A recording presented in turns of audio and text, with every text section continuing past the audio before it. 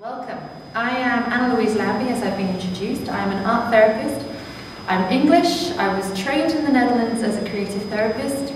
I moved to Kuwait, where I started my practice at the Soor Centre, and then I moved to the UAE, and in the meantime I've worked with clients in Saudi Arabia. And the reason why I'm telling you this is because, just to let you know where we are in the world and how we can make this kind of therapy possible. And how can I do that as one person? And well, and the answer to that is I'm not just one person. I work within an organisation, and it's a network, it's a system. And I'm going to explain to you today how I do that. And I'm extremely excited about it, and it's a deep passion of mine. And but there are some things I'm going to make clear to you first of all. Number one, here's the terminology that I'm going to be using, what art therapy is. I'm not going to go through all my terms because I haven't got much time. It's there, have a read of it. But what I will say to you is, I was trained in the Netherlands. I'm not a psychoanalytical therapist. I'm not going to ask my client to draw something and I will interpret it. I can't do that. I wasn't trained that way. I don't believe in it. What I was trained as is a process-orientated therapist, and what I have gained through my practice and my experience, especially at working at the Soor, is to become a complete client-centered therapist. So whatever comes through the door, that's what we work with. And in the beginning of my career, I changed my name to be an art therapist. I'm an art therapist, it's easy to explain, there's the definition, do it. But actually I was trained as a creativelyhuman in Dutch, right? What that means is I'm a creative therapist. So we put that together, client-centered, creative therapist. It means that whatever comes through the door, whatever that problem that client has, I'm going to get creative to see if I can help them. Okay? So, this is my little tooting of the horn for art. Art has been around since the beginning of humanity. We are humans, we are creative. We wanted to make sense of our world. So these are some of my most favourite images. I mean, but you have to if you know them, if you've seen them. I mean, they're very, yeah, you know. And the French would say that they're the ones who created humanity. But we made sense of our world by using what we had: dirt, clay, charcoal. We made sense of our world through art. So we've been around forever as artists, but art therapy as a therapeutic intervention is relatively new. So now we're going to go to, actually there's one more thing I want to say about evolution. So as we move on to this, onto technology, evolution is a beautiful thing. We're social beings. Here in the caves, we were making sense of our groups. So here you have the hunters hunting the deer. Here you have a group of hands. They don't know if it was a coming of age rites ritual. They don't know because we went there. But we were always as a group in the cave, in our hunting times. You wanted to know how your brother, sister, auntie, uncle were. You looked up. Then we went through our evolution. That was the largest part of our evolution. We went on further in our evolution to the Industrial Revolution, and the distance between us and our social groups increased. You couldn't find out how your auntie was by looking up. You had to, she was in another city. What this fantastic phototherapist is saying, that what we're going to be having with technology as it is now, is we're bringing ourselves back together. I am an avid Facebook user. I have a better relationship now with my cousins back in the UK than I have in the last 10 years. Because I'm taking my children out foraging for sticks and leaves. I take a picture of it, put it on Facebook, and my cousins see it. They're looking up in the cave and they're seeing how I am. I know how they are on their daily lives, not just those pretty pictures that people send each other for the photo albums, but the daily lives. And so what Mark Wheeler is saying is that if we use it sensibly and with a psychological backing, with therapeutic and theoretical backing, we can make this work in therapy too. So here we have my target group that I work with. These pictures are taken by a very dear friend of mine called Rebecca Smeets in the Netherlands. Talented photographer, talented designer. The reason why I'm showing you these pictures during the presentation is to be symbolic. Rebecca is a traditional photographer. She uses an SLR camera and she processes her pictures herself in the lab. She uses chemicals, the red light, everything. But today, I'm using them to highlight technology. Because what I'm saying is, yes, technology is great, but let's not throw the baby out with the bathwater and get rid of everything we've done before and just run off in another tangent. We need to bring it all together. So what I'm going to do in this presentation is work through art therapy, because it's amazing, and technology, because it's amazing, and my target group of self-harming adolescents, but also get to grips with the fact that during the case study I'm going to use to highlight all of this, I worked through a lot of traditional studio techniques and tried them out digitally. So I tried not to throw out everything I'd learned through my entire career and training and do something brand spanking new. I decided that what we were going to do is take traditional techniques, try them out, and find out what the similarities and differences were. Adolescents are, now this is a personal opinion, and this is something that's going to come up again and again and again. I see and feel that adolescence in this time is very similar to a time in the 50s, where there's a huge gap between their parents and the children. Parents don't understand the children. Very similar to that time in the 50s, where the child would come in, slam the door, parents didn't have a clue what was wrong with the child. Now that child's slamming down the laptop, and the parents have no idea what's just happened or what went before it. Then all of a sudden the child is starting to self-harm or have suicidal thoughts, and then it's become a real problem. Self-harming adolescents. This is again a definition from the American Academy of Child, Adolescent and Adolescents Psychiatry. I chose this particular definition because it highlights the part about feelings and emotions. There are a lot of definitions about self-harming and what it means to the individual. I'm using this one because as an expressive creative therapist, I'm most concerned with how somebody expresses their feelings and whether they can or not. And I mean, here it also says about that it's releasing the following by harming themselves, by either steam or cutting, swallowing poisonous metals. Sadiqa was saying in her talk yesterday about in India swallowing broken bits of glass to make themselves bleed, and lashing. It's all self-harm. It's all, for my work, a means of expressing feelings that they cannot express. So here we go. It's another picture from my friend. It's a very typical use of light and dark in photography. So, considering the time, I talk very fast. I'm really sorry about that, but you will be able to see the presentation again online. So, creative therapy. This is a typical triangulation of creative therapy. Looking in the American art therapy handbook, or even in the Dutch art therapy handbook, you will see this triangulation. We are concerned with the communication between the client, the therapist, and the medium. We are awesome because we have that, the medium. We don't just communicate with the client face to face. We allow the client to communicate with the medium and with us via the medium. So these are a few of the media that we have. I've got my abbreviations in there. So there we have face-to-face, so art face-to-face, music, drama, dance, writing. So if we can do all of that, a wonderful writer, Kathy Milocci from America, she's a prolific writer for art therapy. She basically says the media isn't important in the success of the therapy. The therapy is. So why can't we just use digital art therapy? It's just another medium. It's not throwing the baby out with the bathwater. It's just another way of helping your client deal with their problems, and in my case, allowing them to be able to express themselves.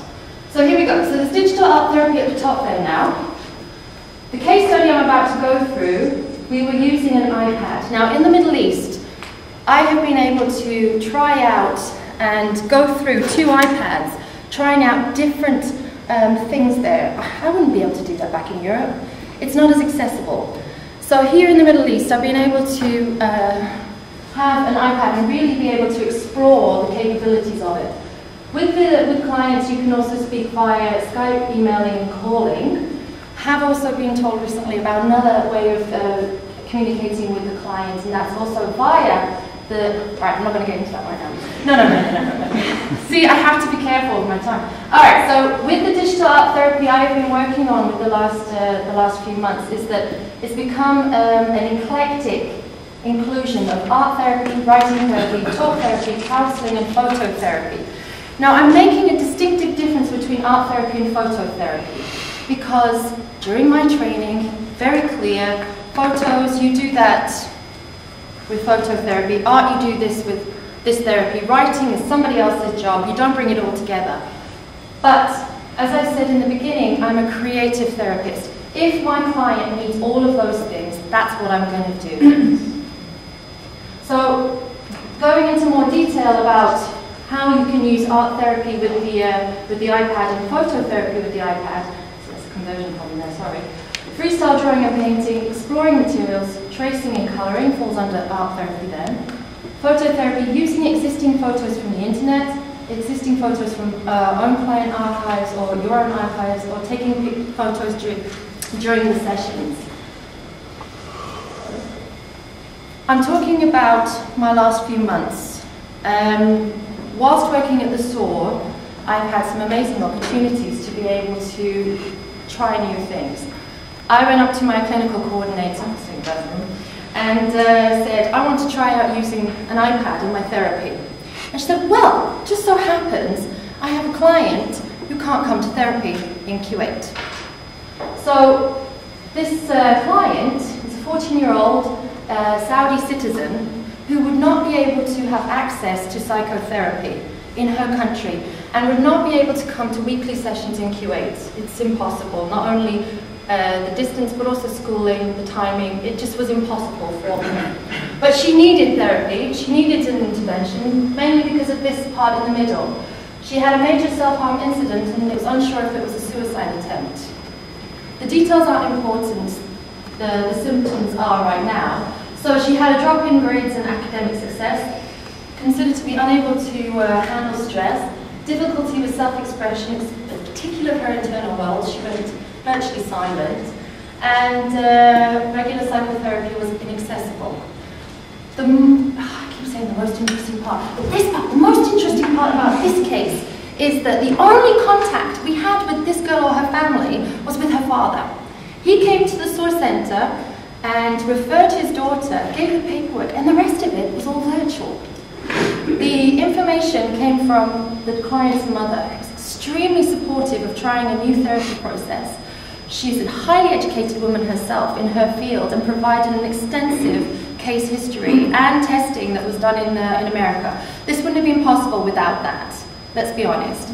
The mother did extensive work to help her child, and that made this possible. Father came to the Soor, spoke with the clinical coordinator, and took the intake, and the rest of it was done, as I stated in the triangle earlier, on the phone, Skype, and via the email.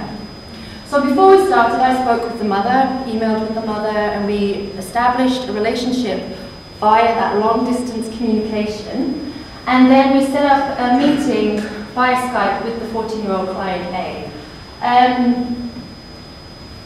The bit that really works with this is that adolescents know technology, right? So they are completely accessible to technological therapy. So the process that we followed were 90-minute sessions via FaceTime or Skype, and we worked through blocks of six weekly sessions.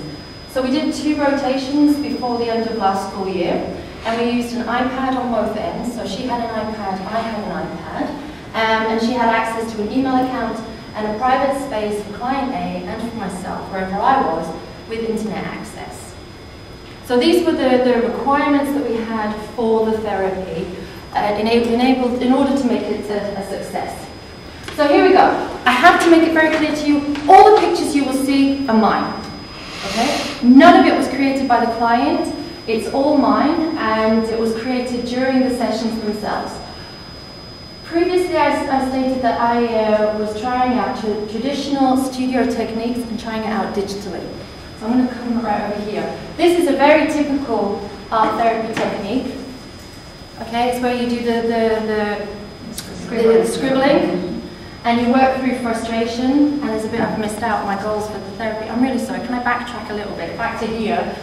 The goals that we worked on for the 2 blocks were, for the first 6 weeks, was to explore the therapy and the technology, and to explore individual feelings. She was a very logical girl, and she wanted to identify different emotions, and we worked on them sequentially. The second block, we worked on self-image and body image and social image. Just so that's clear, sorry I should have said that before. So here's one of the emotions we worked on, which is frustration. So you scribble like mad. Normally you're on a piece of paper that big, right? And by the time you're done, you're tired. Okay, so you do that, you go crazy. How do I do it? From current slide? There we go. Okay, so you do it on a big piece of paper like that, and then you would use a little square and you would look around and find a picture.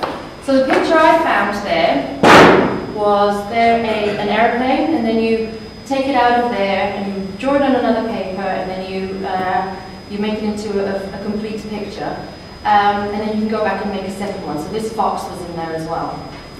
Now, here's the differences between traditional studio therapy and with digital therapy. In studio therapy, that would take the majority of the time. You are expending a lot of energy getting that energy out.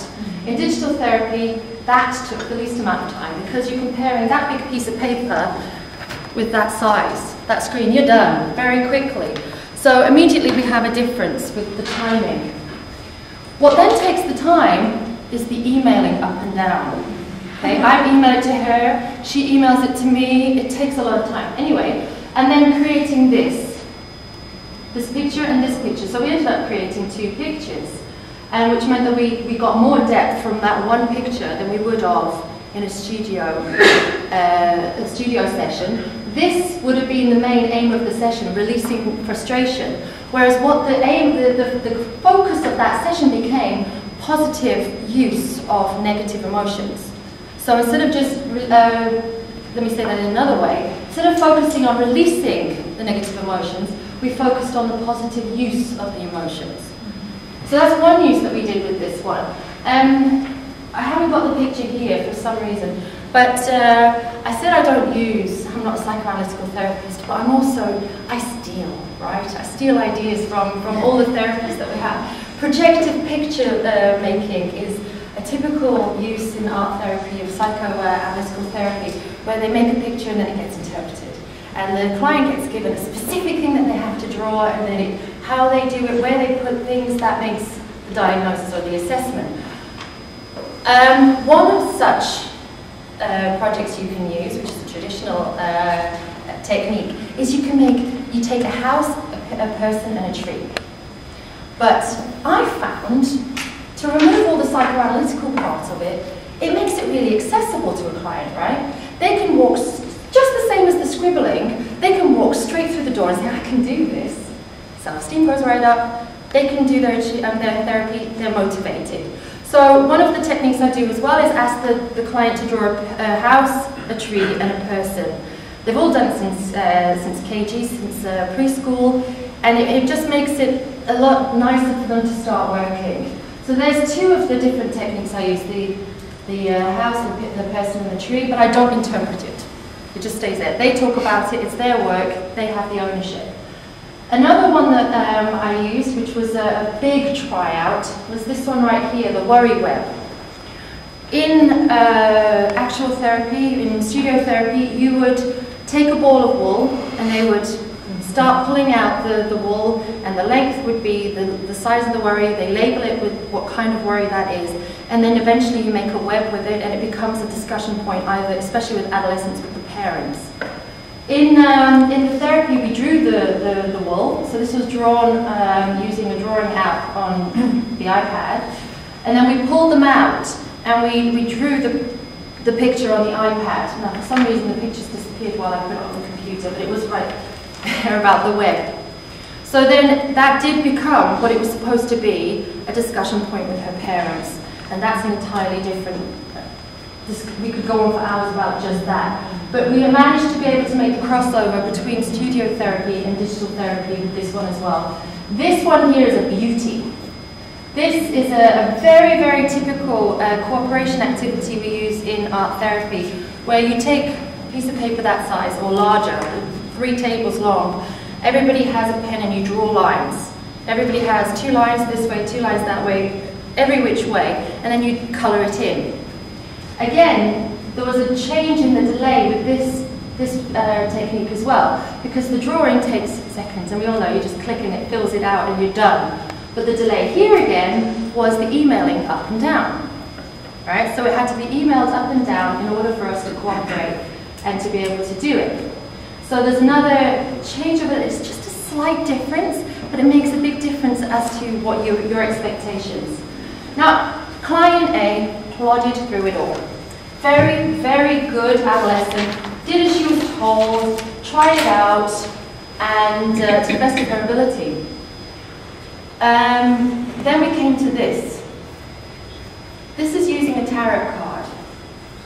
I am extremely respectful of the culture in which I live, and so I made sure that before I started with this work, I did speak to her parents, and I asked their permission if I could use tarot cards, because superstition doesn't always go together with religion. The parents luckily were extremely supportive of the whole thing, and luckily, because this is what got her attention. This is how this young lady decided to express herself. Finally, she found a way to express how she was feeling. Because she was a very logical girl, and she had a mind. And she needed to have a boundary, a title, and a creative or an image of what she was thinking, and the concepts that were in her mind, as well as her feelings. So what we did is we chose the tarot card, and we recreated it with the title and the border, but changed the inside. So this is the original, and this is my change. Okay? And her homework was to create her own tarot card, and she went to town. She went to town, and that tarot card she created, and the story, and the attachment she got to it, and the enthusiasm and motivation changed the entire therapy for her. She finally found her voice.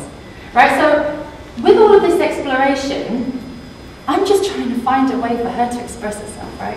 It's not just me trying out my therapy. It's giving her a chance to be able to find something, to get out what's inside her internal world. And that's what it's about at the end of the day. So this was all done with an app. Oh, no, anyway, a drawing app and free painting app. It's fantastic. If you'd like to know what app this is, please ask me afterwards. The painting and the drawing is just like it is in the studio. The paint moves in the same way. It's fantastic. So once we got through here, through the tarot, client A is completely invested in the therapy, emotionally. This is another app, which is using the phototherapy. So here we have a collage of get to know you.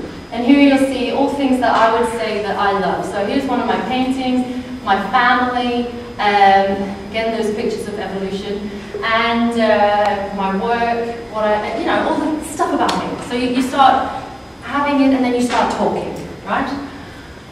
Going through the different emotions, so we did it through phototherapy as well, so we explored anger at that point. And again, it's very interesting to see the differences of how people express their anger. But another conversation right there. So this was using just collaging, not much manipulation. And this is about self-image. So this is from block 2, and how I see myself as the entertainer. So there we go. So that's basically using phototherapy in order to express in different ways. Again, this was an app that client A preferred. She preferred working with collaging because, again, Kathy Malocci said that the digital and technological means, they don't make you a better artist. What they do is they work on what you already have, the skills you have, and they allow you to do it in a different way. So the problem with this is you already have to have a certain amount of skill in order for it to be pretty and aesthetically pleasing.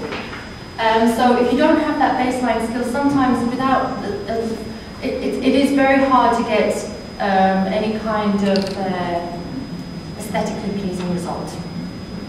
And here, she loved it. She was also a photographer herself. So again, she was motivated. She was attached to her work. She could express herself. She could get emotional about it. So this was far better suited to the client than the previous app. So now, what are the drawbacks? The drawbacks of this therapy is a complete lack of sensory interaction with the material. It's zero. You're only interacting with the iPad. You are not feeling the clay. You aren't feeling the dust getting in your nose, under your fingernails, into your skin. There's absolutely no sensory interaction with the material. Pros and cons of that is it could apply to different clients in different ways, but it is a drawback. And so when you come to these kinds of drawing apps, when a client isn't skilled in drawing or painting, you tell them to explore the sensory aspect. And when you can't do that, it kind of stops it a little bit. It does become a drawback. Another drawback would be that you can't be three-dimensional. It's all 2D. I can draw and build things on my iPad, but it stays two-dimensional. I can't do some junk modeling. I can't do clay. It's two-dimensional. Another drawback for the case study for the client is we had a breakdown in technology of internet access. The client in her house, she didn't have a clear access to the Wi-Fi in her bedroom, so in her private space. So she had to move into a more public space in the house to get that internet connection, which created a privacy problem within the therapy. So she couldn't always express herself totally because her brothers and sisters were walking by. But that's where she got the internet access. So that is a drawback, creating not privacy for yourself, because we can sit in the therapy space at the clinic, or we can create a therapy space in our house, but a private space for the client with internet access. That is a drawback. Which meant that sometimes we did have to cancel appointments halfway through because it just wasn't working. In the end, we did find that Skype was stronger for where we were, but FaceTime is also strong for other people. So you do have to try out different communication methods, but it was a drawback to the therapy.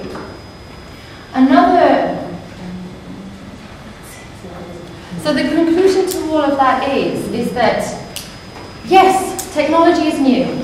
Yes, digital therapy is technically new, but long-distance therapy isn't. Freud was using correspondence therapy way back in the day, and it's been evolving ever since, with calling and then Skyping, and this is just another evolution of that. So that's a big, but there's not enough research, is my other conclusion to all of this. It's still very new. So what I would really like is to actually take it further and to research this more. At the moment, we have this book by Kathy Almalotta. Thank you. She wrote this book quite some time ago, and this is all we have. We have a lot of articles, but there are more articles about digital teaching than there are about digital therapy. There are more articles about using technology, iPads even, in the classroom than they are about using e-therapy. And that's where we need to get more. We need more writings, more articles, more research, in order for it to be able to be used to reach those clients who can't have access to psychotherapy. And that's what it's about at the end of the day. It's not about my career and making a bigger self-image for myself. I just want to be able to help as many people as possible. And that's what we all do. We want to access as many clients as possible and give them access to psychotherapy when they need it with the problems they have. So we need more writing, and we need more articles, we need more research, we need more evidence in order to be able to get the message out there, to let people know that there are other ways for them to access psychotherapy. So if you need to contact me, there's my details. Any questions?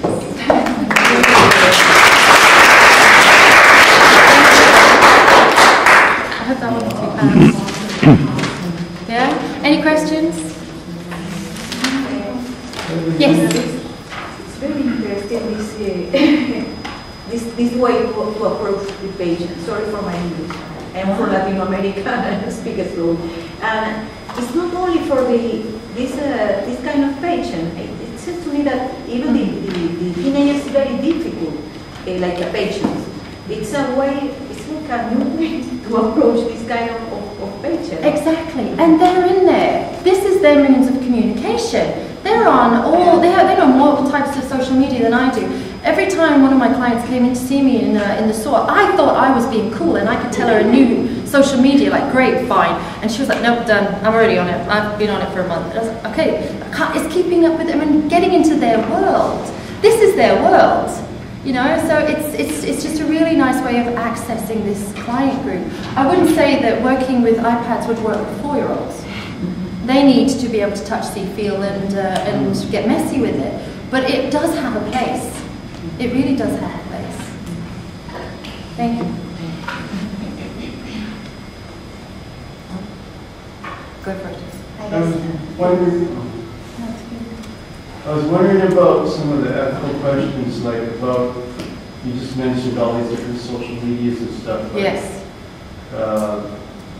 What's your idea about connecting with some of these people or responding to some of these people if they follow you on Twitter, like your client followed you on Twitter? It's sticky. Pardon? Yeah. It's really sticky. Yeah. And I'm at this moment in time at that point of how far do you go and how far don't you go? Yeah, I'm kind of playing with it. Like, yeah. It's healthy to have conversations, continue a conversation with a client, or to respond maybe to what they say, because, you know, if I have a Twitter account, I'm really saying to the world, follow me.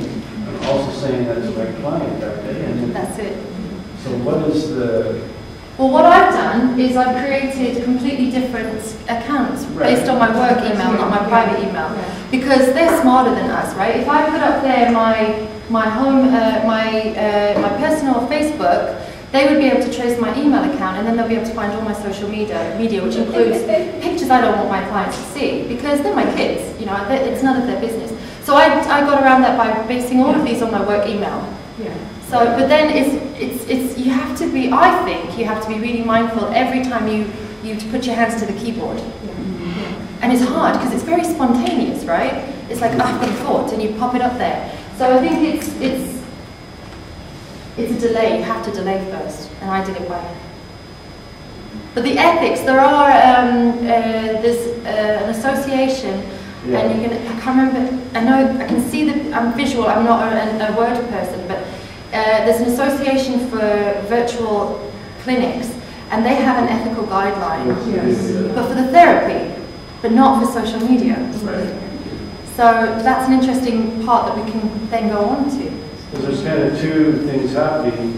A lot of us use social media to promote ourselves or our work or who we are. Yet, most of the world is using social media to talk to each other. So they think, oh, I want to connect with my therapist. Yeah. And you think, ew, you know. Yeah. Or you spy on them. I mean, and then so it's like the boundaries issues become, it's blown wide open again. So and another part would be if you do spy on your client and you read that they've posted something about suicidal thought. What do you do then? What's your responsibility? That's a hard one. I guess that's something you have to establish with the client. That what the boundaries are going to be for you and your client, and also I would think that if a client puts something out in the world for everybody to know, then it's your responsibility to maybe speak to them about that in the session.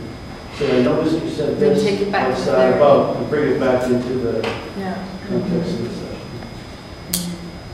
I guess that's a comment in terms of digital art therapy doesn't have to be remote. Because you can have a session with 2 iPads. Not at all. Yeah. Kathy actually works with, in her studio, she has the computer there. So she works with it inside. It's just basically, do you want to paint? Do you want to draw? Do you want to draw the digital? Are you more of an actual designer? So it's another medium. It is another medium. It doesn't matter what you do as long as you do, basically. So, yeah, it doesn't have to be remote. But don't you think that taking out the physical element of this therapy might change the... Of course. It does. It changes. It does. And what you end up, sorry, just to repeat that, it does taking out the physical aspect does change the therapy. And then what happens now, this has changed the therapy. I've tried out the techniques and we've gone through it, and then it's like, okay, so how are we going to discuss frustration? Because all the things I have are to do with physically doing it. So then it becomes a digital frustration technique rather than a studio technique used in the digital world. So then it takes its own life, right? So it just it grows in a more organic way based on what experience from the client and the client's needs and problems, rather than just thinking, well, how can I do that, and putting the dots together. It's like, okay, so how can we work this out more than, but then it takes a life of its own. That's where it is right now. Thank you. I think that's my time, right? Thank you.